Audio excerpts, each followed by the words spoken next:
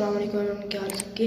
तो यार आज सुबह चल रही है रियाद में और वेदर देख रहा हूँ जाके, तो बारिश भी होनी। चलिए आपको साथ दिखाते हैं। हाँ तो गाइस ये देखें, फुल बारिश चल रही है इधर। बहुत सर्दी है भाई, 18 डिग्री टेम्परेचर है। और मैं कोई गाड़ी से स्टार्ट करूँगा तो मैं बात कर रहा था कि यार सर्दी तो पड़ती ही नहीं है। मैं समझा रियाद में सर्दी नहीं पड़ती, लेकिन यहाँ ताइफ से भी ज़्यादा सर्दी है भाई। तो खैर ये थोड़ा सा एंजॉय करने आया था।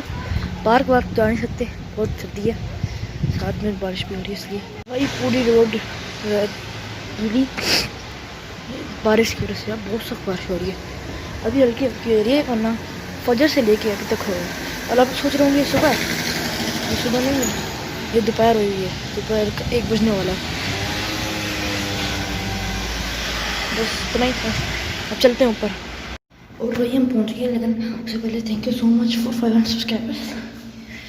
हम लोग 1 के सब्सक्राइबर्स पे मूवी नहीं है, सीरीज कर रहे हैं, सीरीज़ कॉमेडी सीरीज़।